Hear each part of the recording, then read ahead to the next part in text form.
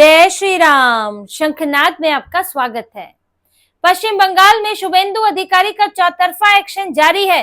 कहीं घुसपैठिए लपेटे जा रहे हैं तो कहीं बुलडोजर चल रहा है और ये बुलडोजर चलते चलते ममता बनर्जी के दफ्तरों पर भी पहुंच गया है। ममता बनर्जी जिन्होंने सपने में भी नहीं सोचा होगा कि जिनके बंगाल में जिनका सिक्का चलता है, जिनका दबदबा चलता है, जिनके डर के मारे कोई इनकी पार्टी को वोट डाल देता है तो कोई वोट ही नहीं डाल पाता है। आज उस बंगाल में इनके अवैध दफ्तर ढाए जा रहे हैं, इनके दफ्तरों पर बुलडोजर चल रहा है तो कहीं ताला लग चुका है, नोटिस मिल चुका है छोड़ने के लिए। टीएमसी के कई दफ्तरों पर शनिवार को, इतवार को बुलडोजर चला है। आसनसोल के बर्नपुर में 4 दफ्तर तोड़े गए हैं। 4 दफ्तर सेल की, जो कि पीएसयू है, सेल की जमीन पर बनाया गया था।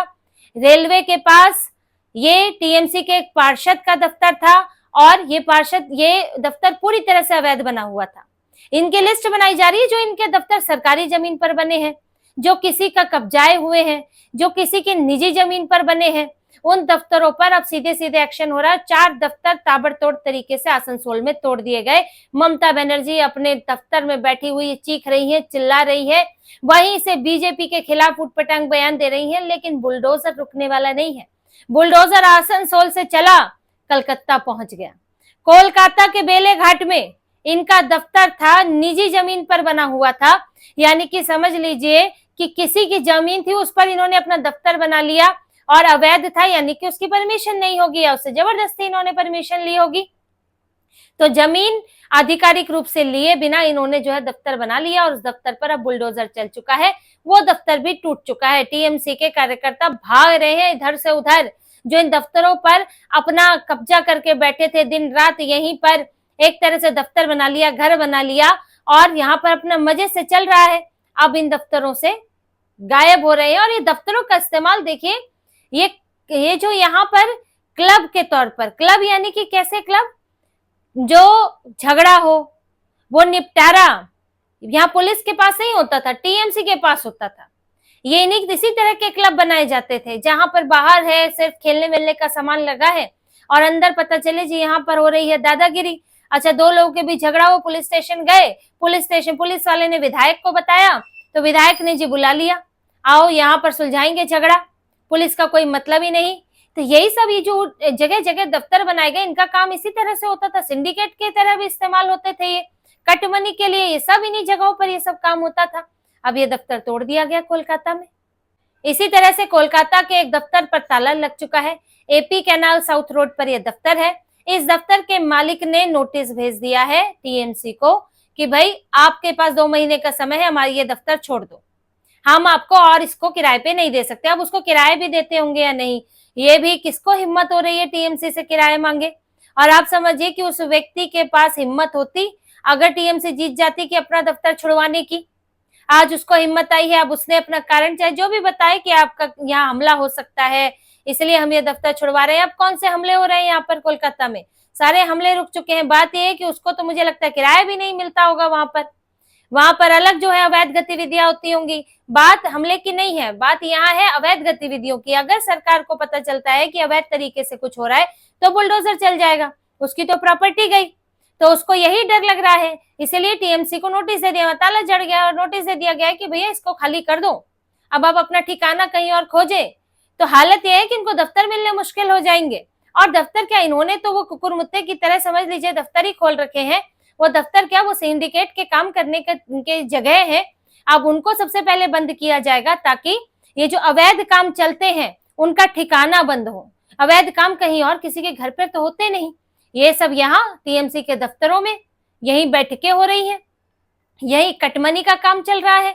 तो इसलिए अब इनके दफ्तरों पर बुलडोजर चल रहा है। ममता बनर्जी और अभिषेक बनर्जी, ये जो इन्होंने गुंडागर्दी इनकी पार्टी ने मचा कर रखी थी, अब उस गुंडागर्दी का अंत हो रहा है और ये बचा नहीं पा रहे हैं। तो अभिषेक बनर्जी अब ये दफ्तर क्या बचाएंगे, अभिषेक बनर्जी तो अपनी प्रॉपर्टी बचाने में जुटे हैं।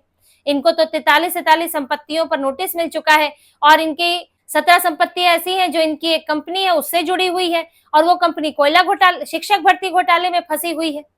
तो इनकी इन प्रॉपर्टी पर तो बुलडोजर चलना लाजमी है कि इनके अगर संतोषजनक जवाब नहीं दे पाते हैं तो इन प्रॉपर्टी पर बुलडोजर चल जाएगा। और अभिषेक बनर्जी ने जो अपने नाम पर, अपने से जुड़े लोगों के नाम पर संयुक्त रूप से जो प्रॉपर्टी ले रखी है और जो नियमों का उल्लंघन कर रखा है, पॉश इलाके में महंगी महंगी प्रॉपर्टी है, अब उन सब का हिसाब होगा। तो अभिषेक बनर्जी तो अपनी प्रॉपर्टी बचाने में लगे हैं, ममता बनर्जी यहाँ पर बीजेपी के खिलाफ ही बोलने में लगी है, अपनी कुर्सी को लेकर, जो अभी तक वो इसी पे अटकी है कि गलत तरीके से हारे, गलत तरीके से हारे, मैं कुर्सी नहीं छोड़ूंगी, तो इसी पर अटकी। अब दफ्तर बचाने के लिए कौन आएगा? अब यहाँ दफ्तर टूट रहे हैं तो दूसरी तरफ टीएमसी के नेता भी गिरफ्तार हो रहे हैं। अब तक 70 नेता गिरफ्तार हो चुके हैं। किस मामले में? हिंसा के मामले में, जो चुनाव से पहले हिंसा हुई और साथ ही जो अवैध गतिविधि में शामिल है। जैसे कि इनका एक नेता है शमीम अहमद, जिसके ऊपर बमबारी का आरोप है कि उसने चुनाव से पहले बमबारी की। लेकिन अब जब इसकी पड़ताल हुई तो इसके बेसमेंट में, इसके घर के बेसमेंट में सोने का कमरा मिला। सोना यानी कि गोल्ड का, सोने वाला स्लीप वाला सोना नहीं है, गोल्ड वाला सोना है। सोने का कमरा मिला है, पूरा गोल्डन गोल्डन, आप तस्वीरों में देख सकते हैं। इसमें अलमारी से लेकर पलंग सब कुछ गोल्डन था और इसमें इतना महंगा सामान यहाँ पर इस कमरे में था, इतना अवैध पैसा इसका यहाँ पर लगा हुआ था कि इसकी पोल अब खुली है तो इसके ऊपर अब और एक्शन होने वाला है। शमीम अहमद खास नेता है इनका और उसके ऊपर अवैध कारोबार के जरिए इस तरह का अवैध पैसा जमा करने और उसे छुपाने के लिए जो तरीका अपनाया है, अब इस सब को लेकर उसके ऊपर धाराएं लगेंगी। और इनके नेता गिरफ्तार हुए हैं जिन्होंने पहले धमकियां दी या फिर रैलियों पर हमले किए। अब उनको ले जाकर पूछताछ भी हो रही है, उनके साथ क्राइम सीन भी क्रिएट किए जा रहे हैं कि किस तरह से किया गया था। ये सब अभी तो ये शुरुआत है। देखिए 70 पकड़े गए हैं, यहाँ तो 1300 मामले हिंसा के, इस बार के भी और पिछली बार के भी। इन सब मामलों को खोला जाएगा और पकड़ा जाएगा। इसका मकसद देखिए क्या है। यहाँ मकसद बदला लेना नहीं है, क्योंकि बदला अगर लेना होता तो फिर चुनावी हिंसा होती, जो कि टीएमसी किया करती थी कि चुनाव के बाद दूसरी पार्टी के कार्यकर्ताओं के घर पर बम गिरा दो, उन पर हमला कर दो, उनके परिवार पर हमला कर दो, उन्हें भागना पड़े, छुपना पड़े। लेकिन यहाँ कानूनी कार्रवाई हो रही है, कानून का डर दिखाया जा रहा है। जिन लोगों ने गलत किया, जो लोग यहाँ पर हुड़दंग मचाते थे, जो अब भी नहीं सुधरे हैं, जो इंतजार में बैठे हैं कि अगली बार सत्ता आएगी तो फिर मारेंगे, या अब जो अभी जिनके अंदर का खत्म नहीं हुआ है, रौब खत्म नहीं हुआ है, उनको भी कानून का डर दिखाने की जरूरत है। क्योंकि अंत तभी हो सकता है जब कानून का डर हो। पार्टी का डर होगा तो वो तो चलता जाएगा, जो सत्ता में आएगी वो दूसरे को मारेगी, तो हिंसा का दौर खत्म ही नहीं होगा। हिंसा का दौर तब खत्म होगा जब पुलिस मजबूत होगी, जब कानून मजबूत होगा। तो जब इन लोगों को जो ये इस तरह का हुड़दंग करते हैं उनको सजा होगी, जेल में सड़ेंगे, थाने में पिटेंगे, तो उनको अगली बार डर लगेगा कि अगर इस तरह की हरकतें करेंगे, कि अगर टीएमसी आ भी गई और टीएमसी के समय में हमने हरकतें की तो कल को अगर बीजेपी आएगी तो दोबारा हमको जेल में जाना पड़ेगा। ये नहीं होगा कि मार पिटाई होगी, हम कुछ दिन भाग लिए, 2-4 महीने बाद आ गए, ऐसा नहीं होगा। वो उनके लिए आसान होता है। ये मुश्किल होगा कि जब आप जेल में सड़ोगे, जब आपकी संपत्तियां जब्त हो जाएंगी, जब ऐसे सोने के महल, अब ऐसे शमीम अहमद को अगर डरा धमका कर भगाया जाता तो इसका सोने का महल थोड़ी पकड़ा जाता। इनके अवैध धंधे बंद हो जाएंगे। जो सोना पप्पू पकड़ा गया, सोना पप्पू जिसके डीसीपी शांतनु सिन्हा के साथ संबंध है, शांतनु सिन्हा जो कि ममता बनर्जी के कालीघाट स्थित, जब ममता बनर्जी का जो विधानसभा क्षेत्र है वहां पर थाना प्रभारी था और बन गया डीसीपी कोलकाता में, और शांतनु सिन्हा के मुर्शिदाबाद में उसके क्या कह सकते, उसके तो महल पर छापा पड़ा है, 14-14 घंटे वहां पर रेड हुई है। और ये पूरा सोना पप्पू जो काम किया करता था अवैध तरीके से, चाहे वो सुपारी लेने का काम हो, तस्करी का काम हो, इन सब मामलों में शांतनु सिन्हा का पूरा संरक्षण हासिल था और शांतनु सिन्हा को टीएमसी का संरक्षण हासिल था। तो कानून की कार्रवाई इसीलिए जरूरी है, ये कोई बदले की कार्रवाई बिल्कुल नहीं है। और कानूनी कार्रवाई कभी भी इस तरह से बदले की कार्रवाई नहीं माननी चाहिए। ये कार्रवाई है कानून का डर स्थापित करने की और माफियाओं, गुंडों को जड़ से उखाड़ने की। सिर्फ इस हिंसा की बात नहीं है, बात है कि ये लोग दबंगई किस आधार पर करते हैं, अपने अवैध धंधों के आधार पर, अवैध पैसे के आधार पर, तो उसी की जड़ में जाया जाए।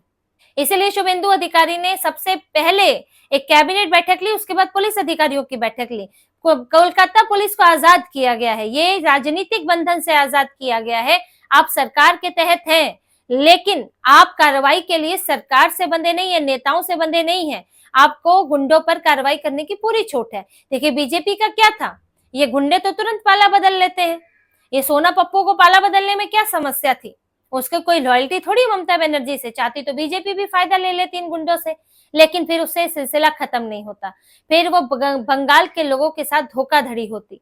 जैसे कि यूपी में सीएम योगी ने आते ही बड़े बड़े माफियाओं को खत्म किया, अतीक अहमद से लेकर मुख्तार अंसारी, ये पूरे माफियाओं के साथ हाथ नहीं मिलाया, जैसे कि अखिलेश यादव ने सपा ने मिलाया हुआ था, इनको जड़ से मिटाया, कई माफिया खत्म किए, इससे कानून का राज स्थापित हुआ और अपना वादा पूरा किया। आज यूपी की कानून व्यवस्था, जो यूपी की पुलिस को लुंज पुंज लोग मानते थे, आज यूपी की पुलिस से डर लगता है। और पुलिस से डरना सबसे ज्यादा जरूरी है कि आप गलत काम नहीं करेंगे अगर आप कानून से डरेंगे। पुलिस से डरना यानी कि कानून से डरना। अब वही चीजें यहाँ भी लागू हो रही है, क्योंकि बहुत जबरदस्त दबंगई यहाँ पर थी। यहाँ पर कई माफिया हैं, संदेश खाली वाले माफिया का तो सबको पता है, जो बांग्लादेशी था, अब तो वो जेल में सड़ रहा है, और उसको तो वो तो ममता बनर्जी के राज में उसके ऊपर कम कार्रवाई हो रही थी, लेकिन अब तो उसके ऊपर और तेजी से कार्रवाई होगी। तो यही इनकी कोशिश है कि इन दबंग नेताओं को, इन माफियाओं को, इस नेक्सस को खत्म करना, पुलिस में अगर इस तरह के लोग हैं उन पर कार्रवाई करना, और अवैध तरीके से अवैध व्यापार करने वाले लोगों पर कार्रवाई करना, ये मकसद है। और ये सब हो रहा है। टीएमसी के नेताओं में अभी अफरा तफरी मची हुई है, छुप रहे हैं, भाग रहे हैं, यहाँ से जा रहे हैं कि कहीं पुलिस के हत्थे न चढ़ जाए। और यहाँ ममता बनर्जी के ये जो जगह जगह दफ्तर खुले हुए थे, इन पर भी कार्रवाई हो रही है, और यहाँ से भी टीएमसी कार्यकर्ता गायब है। और अभी देखिए आगे क्या क्या होने वाला है। अभी तो सिर्फ गायब हो रहे हैं, अभी तो ये लोग कोशिश करेंगे कि हम किसी तरह से सुरक्षित रहें, टीएमसी ही छोड़ दें, टीएमसी छोड़ के अपना कारोबार करें, वरना टीएमसी में रहेंगे तो जो कर रहे हैं वो भी पकड़ा जाएगा। तो इस वक्त बड़ी खलबली मची है, पूरे बंगाल में एकदम उथल पुथल वाला माहौल है, क्योंकि पूरी वहां की स्थितियां पलट रही है, कानून व्यवस्था पलट रही है, और टीएमसी का राज जो है, इनका गुंडा राज खत्म हो रहा है। तो इसी तरह की और खबरें और विश्लेषण आपके लिए लाते रहेंगे, हमसे जुड़े रहिए, सब्सक्राइब कीजिए, कमेंट कीजिए। बहुत बहुत धन्यवाद। जय श्री राम।